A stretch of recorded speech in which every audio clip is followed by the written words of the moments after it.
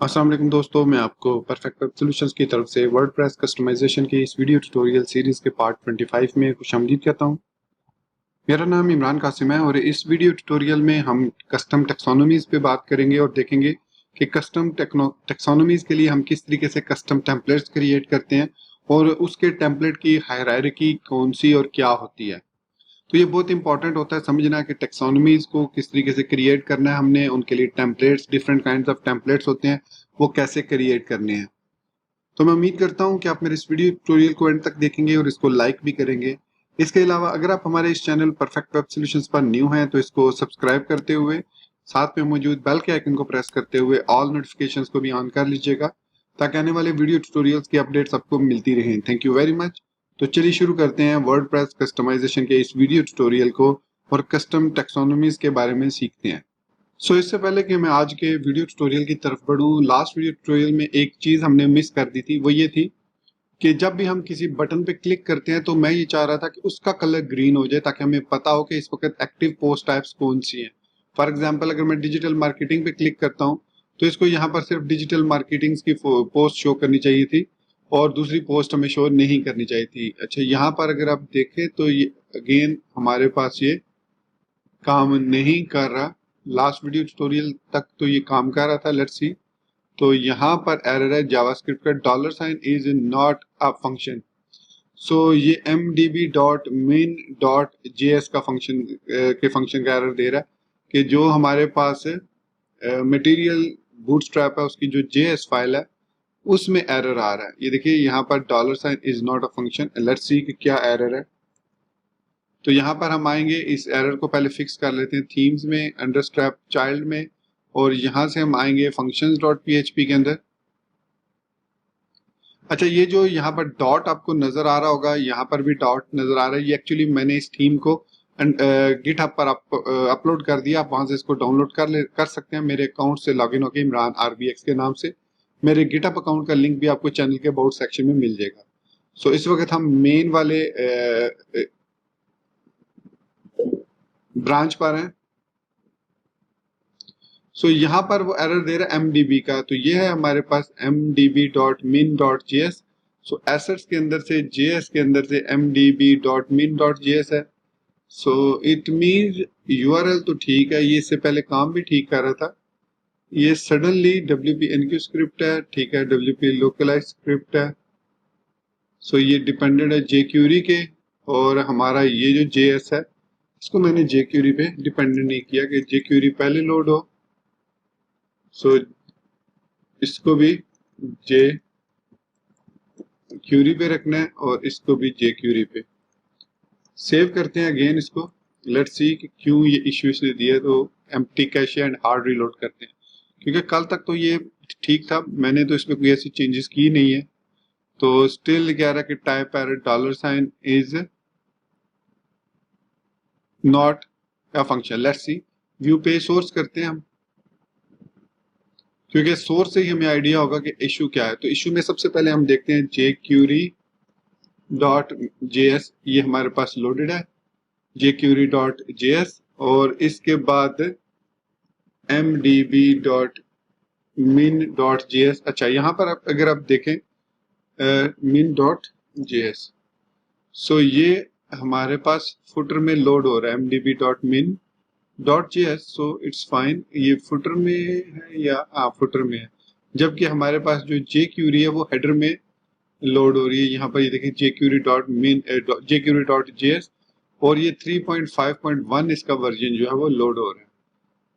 तो मेरे ख्याल में ये जो एरर है ये आया है न्यू वर्जन की वजह से। मैंने 5.7.1 पर इसको अपडेट किया, जो लेटेस्ट वर्जन है वर्डप्रेस का, may be because of that ये जो है इशू आ रहा है। तो चलिए इसको फिक्स करने के लिए क्विकली, आई थिंक इसको फिक्स करने के लिए हमें क्या करना पड़ेगा, यहाँ पर एक प्लगइन इंस्टॉल करना पड़ेगा हमें jQuery माइग्रेट हेल्पर के नाम से। उसके बाद आई एम श्योर जो हमारी जो इशू, ये हमारा जो इशू है ये रिजॉल्व हो जाएगा। तो प्लगइन्स में आते हैं, इंस्टॉल्ड प्लगइन में,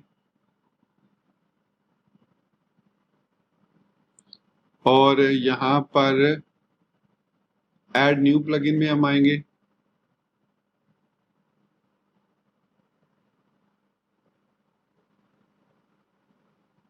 और यहाँ पर jQuery migrate, ये इसका एक jQuery migrate helper के नाम से, jQuery migrate helper के नाम से ये प्लगइन है, इसको आपने enable jQuery migrate helper इसको एक्टिवेट कर लेना।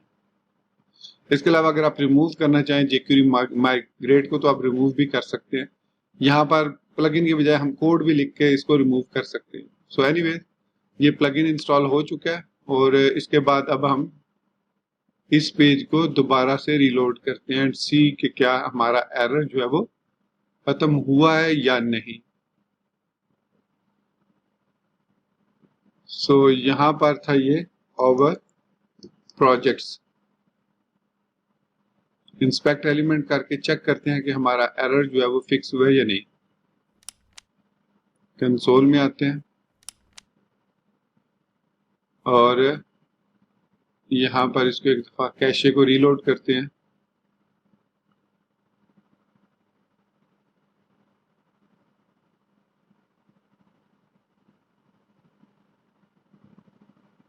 लेट्स सी, नहीं अभी भी एरर आ रहा है। ओके, सो यहाँ पर हम आएंगे इसके टूल्स में और jQuery migrate की सेटिंग में, और यहाँ से हम इसको लेगेसी 1.12.4 WP जो वर्जन है वो सिलेक्ट कर लेंगे jQuery का। सो ये लेगेसी वर्जन है, इसको हम यूज कर लेते हैं और उसके बाद हम इसको रीलोड करेंगे तो अब हमारे पास जो jQuery का वर्जन 1.12.4 जो वर्जन है वो जो एक्टिवेट हो जाएगा। सो होपफुली ये जो है ये हमारी इस प्रॉब्लम को सॉल्व कर देगा jQuery migrate की। सो आई एम श्योर कि हमारी प्रॉब्लम सॉल्व हो चुकी है। यस, हमारी प्रॉब्लम जो है वो सॉल्व हो चुकी है। सो ये जो है jQuery के कन्फ्लिक्ट की प्रॉब्लम थी, तो इसको हमने यहाँ पर लेगेसी में करके इसको हमने फिक्स कर दिया ताकि हमें अब 1.12.4 WP जो डिफॉल्ट वर्डप्रेस का वर्जन है वो यूज करना है। तो अगर मैं व्यू पेज सोर्स करूं और यहाँ पर jQuery.js को jQuery.js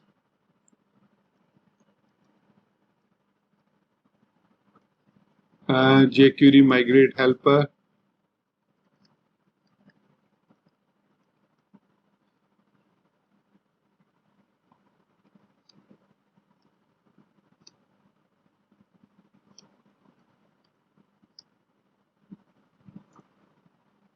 आई थिंक -1, हाँ यहाँ पर ये देखिए jQuery का वर्जन 1.12.4 वर्जन जो है वो अब एक्टिवेट हो चुका है। सो ये वाला वर्जन अब हमारे पास jQuery का रन हो रहा है, तो इसने ये प्रॉब्लम हमारी रिजॉल्व कर दी। अगर आपको भी इस तरह का कोई इशू jQuery का आ रहा हो और आपको समझ न लग रही हो तो इस jQuery migrate हेल्पर को आप इंस्टॉल कर लें और इसके बाद आपका वो इशू रिजॉल्व हो जाएगा।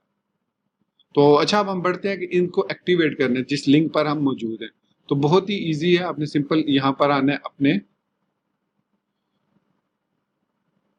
functions.php में और यहाँ पर जहाँ पर हमने ये कोड लिखा है तो इस कोड को अब हमने अपडेट करना है। तो यहाँ पर ये जो बटन सेकेंडरी है, सॉरी ये वाला नहीं बल्कि हमें जो टेक्सोनॉमीज हैं वो हमारी यहाँ पर है प्रोजेक्ट टेम्पलेट्स के अंदर।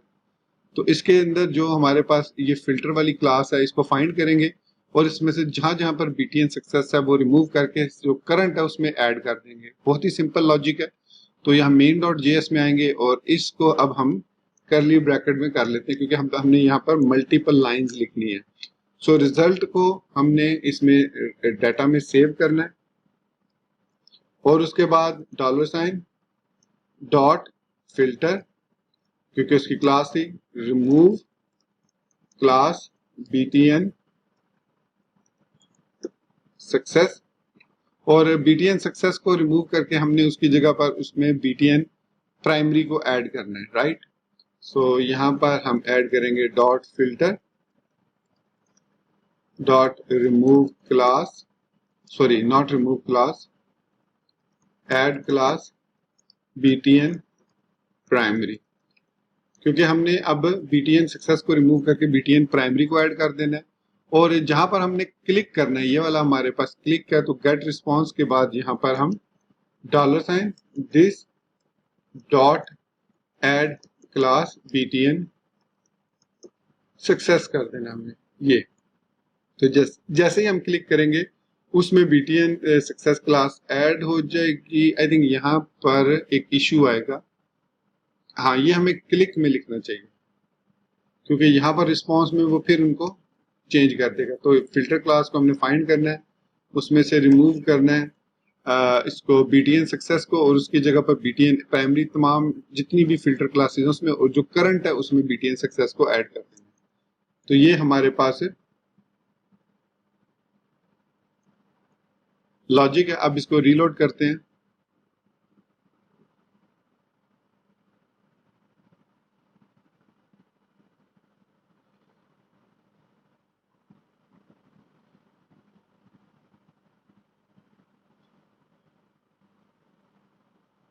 अब मैं डिजिटल मार्केटिंग पे क्लिक करूंगा तो देखिए अब हमारे पास एक्टिव टैब ये है। फिर ग्राफिक डिजाइन पर, तो ग्राफिक डिजाइन वाली टैब एक्टिव हो गई है। एसईओ पर आएंगे तो एसईओ वाली टैब हो जाएगी, और इस पे आएंगे तो वेब डेवलपमेंट वाली हमारे पास एक्टिव हो जाएगी। अच्छा, अगर आप ये चाह रहे हैं कि इसको आप उसके बाद ही सेटअप करें, तो इसके लिए आप क्या कर सकते हैं कि इस क्लास को, दिस क्लास को आप पास कर सकते हैं इस गेट रिस्पॉन्स को, राइट। तो यहाँ पर जहां पर मैं दिस कर रहा हूं, इसको मैं सिंपली इस तरीके से दिस पास कर सकता हूँ कि उसको दिस पास कर दिया। फिर इन सब को मैं यहां से उठाकर यहां पर पेस्ट कर सकता हूं, और अब इस दिस को कैसे यूज करना है वो मैं आपको बताता हूँ। तो यहाँ पर दो जगह तो फिल्टर ही क्लास यूज होगी ताकि तमाम में से उसको रिमूव करके BTN प्राइमरी ऐड कर दें।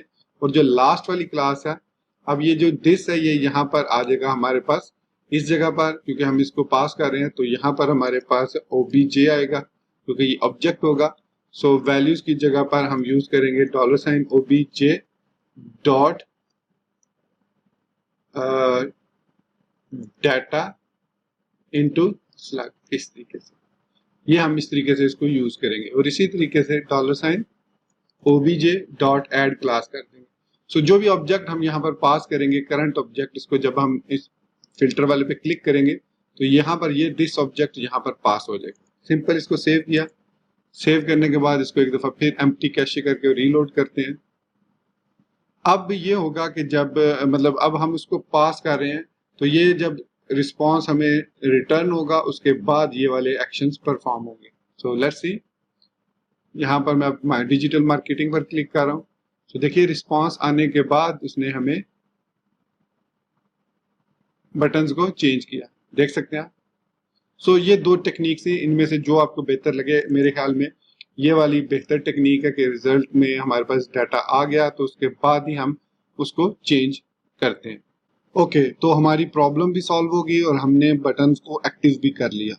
अब हम बढ़ते हैं जो आज का स्पेसिफिक वीडियो ट्यूटोरियल है कि कस्टम टेक्सोनोमी के लिए किस तरीके से हमने टेम्पलेट क्रिएट करना है। तो इसकी हायरार्की जो बनती है वो कुछ यूं बनती है कि आपके पास, मैं यहाँ पर एक न्यू ओपन कर लेता हूँ टैब। तो आपके पास सबसे पहले जो है टेक्सोनोमी .php फाइल हो। ये टेक्सोनोमी फॉल बैक करती है लास्ट में, मतलब ये सबसे आखिरी फाइल होती है जिसको वो फाइंड करने की कोशिश करता है। इससे ऊपर वो फाइंड करने की कोशिश करता है टेक्सोनोमी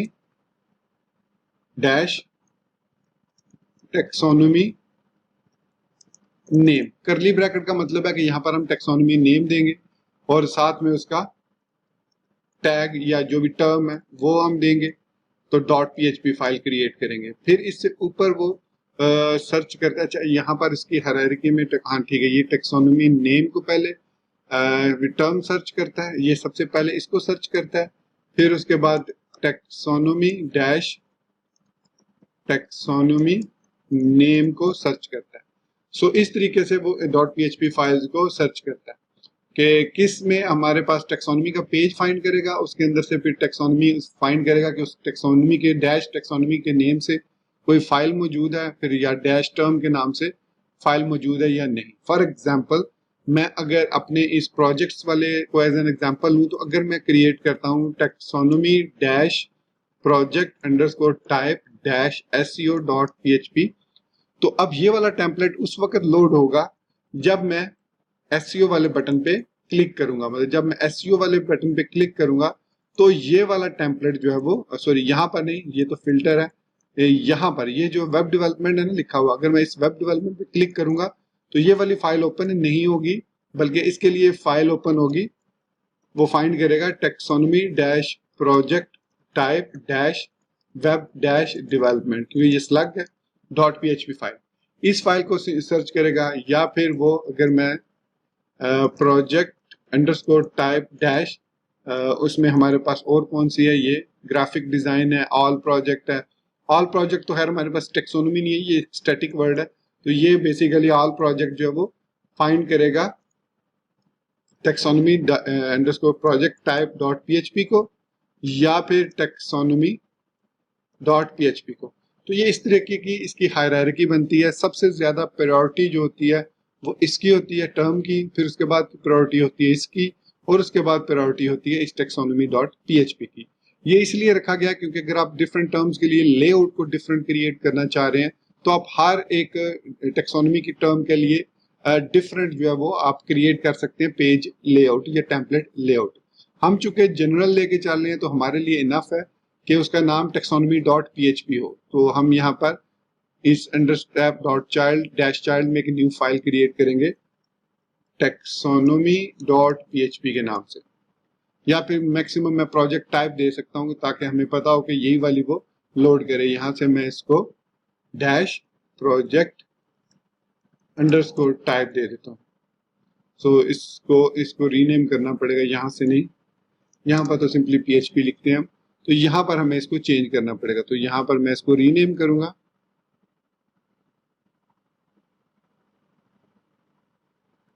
डैश प्रोजेक्ट टाइप। अब ये जो हमारी टेक्सोनोमी है सिर्फ और सिर्फ प्रोजेक्ट टाइप वाले कस्टम टेक्सोनोमी के साथ काम करेगी, किसी और के साथ काम नहीं करेगी। गेट हेडर सबसे पहले आएगा, गेट फुटर एंटर पे आएगा, इसके अंदर यहाँ पर हमारे पास कंटेनर आएगा, कंटेनर के अंदर हमारे पास रो आएगी, तो ये हमारे पास इस तरीके से ये I think div class is equal to row आएगी, और उसके साथ हमारे पास div डॉट और col md8 dot offset md1 आएगा। तो ये इसको एक्सपेंड क्यों नहीं कर रहा, आई थिंक कोई इश्यू है इसकी सेटिंग में है। एनीवेज दिस मैं इस तरीके से लिख लेता हूँ। ओ हाँ ठीक है, मैं समझ गया, मैं इसको एक्चुअली इसके अंदर ही लिखने की कोशिश कर रहा था PHP के अंदर, सो इस वजह से वो ये इशू आ रहा था। ओके, अब ये इशू नहीं आएगा। ओके, अब यहाँ पर हम dot call md8 10 dot offset md1, तो अब ये ठीक है। अब यहाँ पर हमें उस कोड को डिस्प्ले कराना है, तो इसका कोड जो है वो सेम ही है जो हमारा कोड इसमें functions.php में ये वाला कोड हमने लिखा है, ये वाला, ये सारा कोड सेम कोड है, यहाँ तक ये सारा कोड सेम है। इसको मैं कॉपी करता हूँ और इसके अंदर पेस्ट कर देता हूँ, तो सॉरी PHP टैग में हमें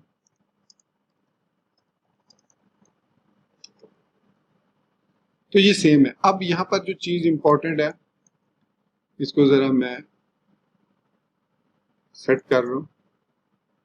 ओके, अब जो चीज मैं आपको बताने लगा हूं वो ये है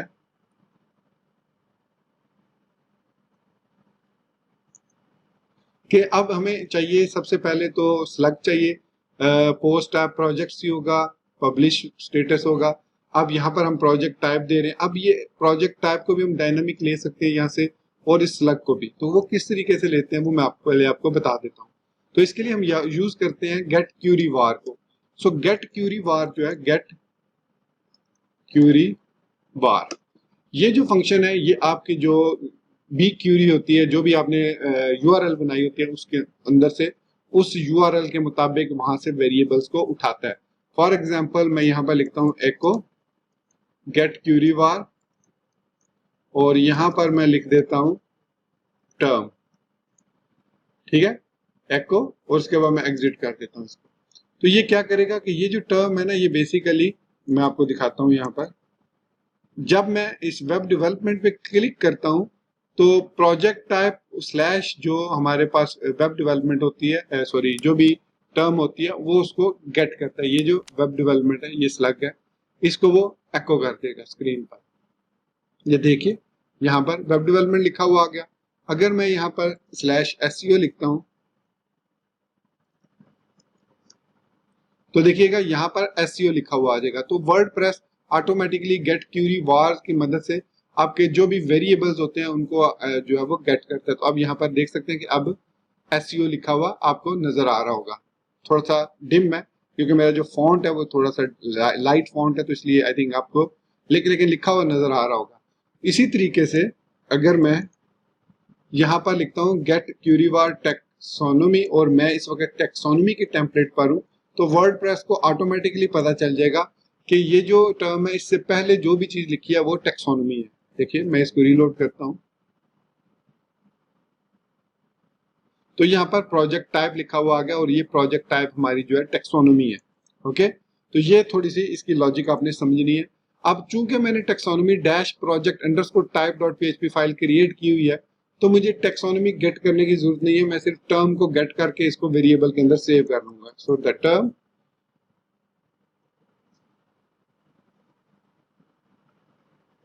term is equal to get query var और टर्म। सो सिंपली इसकी भी जरूरत नहीं है हमें। ठीक है, अब इस टर्म के अंदर हमारे पास वो टर्म आ जाएगी जो कि हम यहाँ पर यूज कर सकते हैं। अब इसको अगर मैंने यहाँ पर स्लग लिखा है तो मैं इसको स्लग ही कह लूं, और सॉरी स्लग ही कह दिया। और यहाँ पर ये प्रोजेक्ट टाइप हमने स्टैटिक इसलिए रख दिया क्योंकि ये टेम्पलेट हमारा taxonomy dash project underscore type dot PHP के लिए, तो यहाँ पर स्टैटिक रख दें।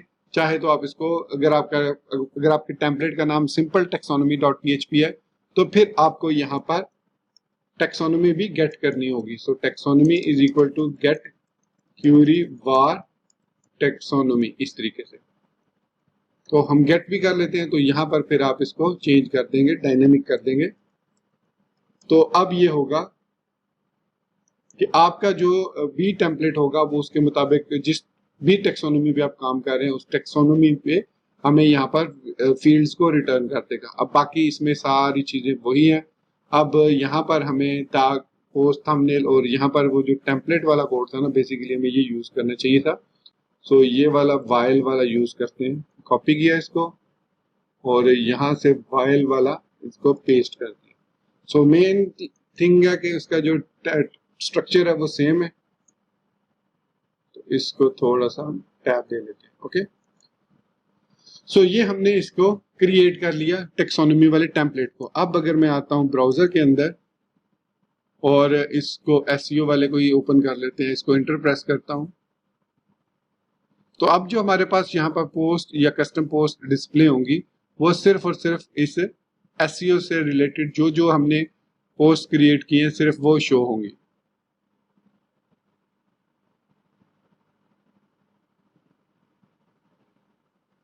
क्यों नहीं इसने शो किया? Curie is equal to args, तो ये वाला अब हमें स्लग यहाँ पर लगाने की जरूरत नहीं है क्योंकि स्लग तो इसमें अब यूज ही नहीं हो रहा। और इसको डायरेक्ट हम टेक्स्ट क्यूरी को यहाँ से कट करके यहाँ पर पेस्ट कर देते हैं और इसके अंदर ये एरे हम पेस्ट कर देते हैं इस तरीके से, और ये हमारे पास यहाँ पर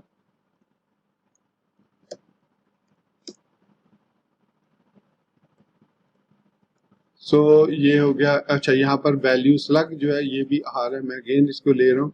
सो इसको यहाँ से हमने करना है खत्म क्योंकि हमें ये वाला स्लग और चाहिए टेक्सोनोमी। ओके, तो इसको हम यहाँ से उठा लेते हैं और इसको हम यहाँ से लाइन नंबर 1 पर ही ले आते हैं।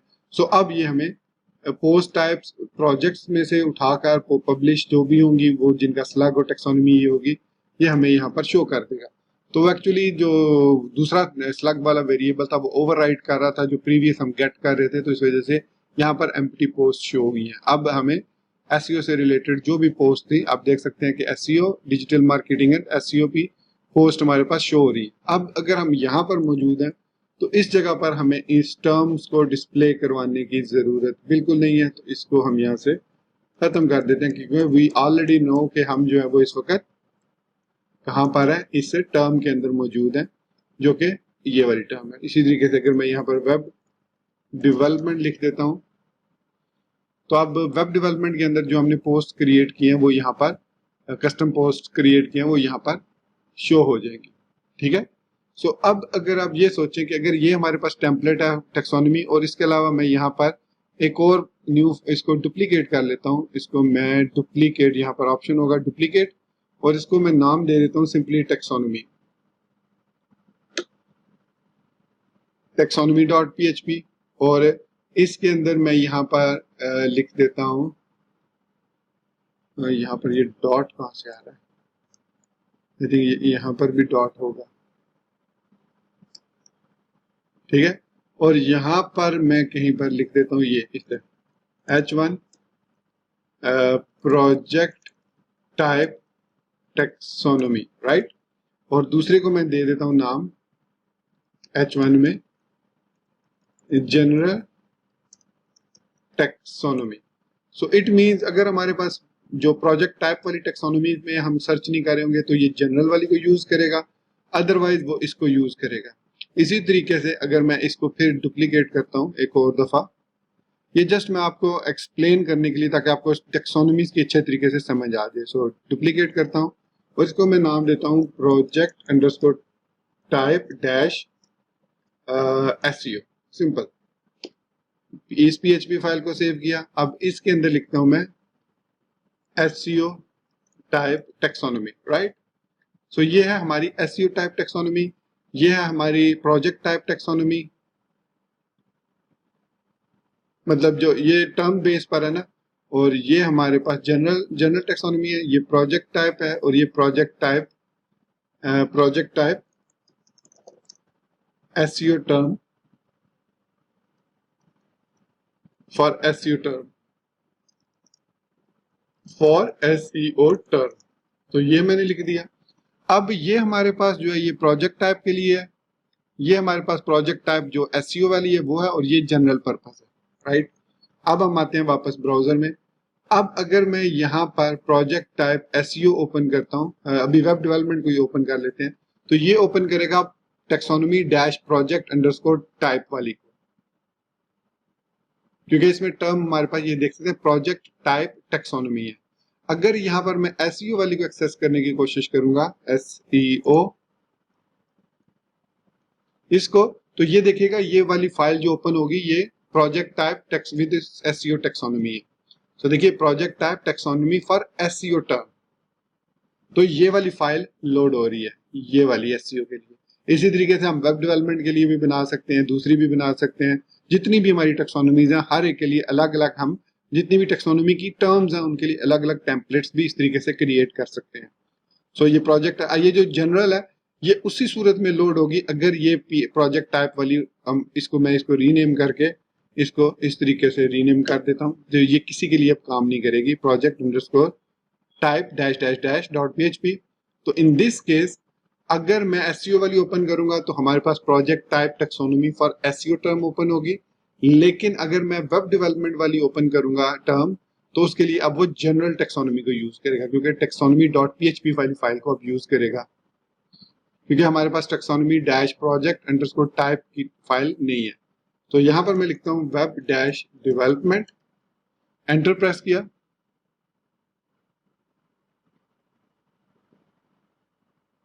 तो देखिए अब वो लिखा हुआ आ रहा है जनरल टेक्सोनॉमी।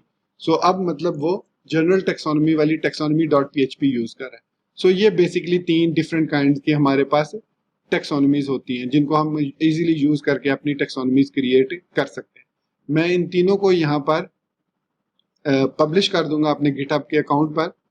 ये लीजिए, इसको सेव किया, और ये अब आप इसके साथ एक्सपेरिमेंट कर लीजिएगा जैसे भी एक्सपेरिमेंट करना चाह रहे हैं। सो दोस्तों ये था हमारा आज का वर्डप्रेस कस्टमाइजेशन का वीडियो ट्यूटोरियल, जिसमें हमने टेक्सोनॉमी टेम्पलेट्स के बारे में डिस्कस किया और डिफरेंट काइंड्स ऑफ टेक्सोनॉमीज के लिए जो हम टेम्पलेट्स क्रिएट करते हैं उनके बारे में देखा और उसको समझा।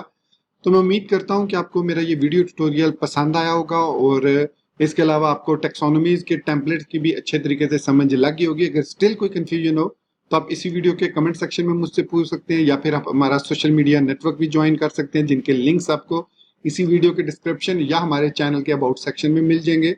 इसके अलावा मैं आपसे रिक्वेस्ट करूंगा कि अगर आपने अभी तक मुझे इंस्टाग्राम पर फॉलो नहीं किया तो do follow me on Instagram. और 500 प्लस फॉलोअर्स हो चुके हैं, और इंशाल्लाह जैसे 1K फॉलोअर्स होंगे तो वहां पर भी आपको लाइव सेशंस देखने को मिलेंगे। सो इसी बात के साथ मुझे इजाजत दीजिए, मिलते हैं नेक्स्ट वीडियो ट्यूटोरियल में। टिल देन चैनल को सब्सक्राइब करना, वीडियो को लाइक और शेयर करना, बेल आइकन दबाना और ऑल नोटिफिकेशंस को ऑन करना बिल्कुल मत भूलिएगा। So guys, thank you very much for watching this video tutorial. Take care, goodbye and Allah Hafiz.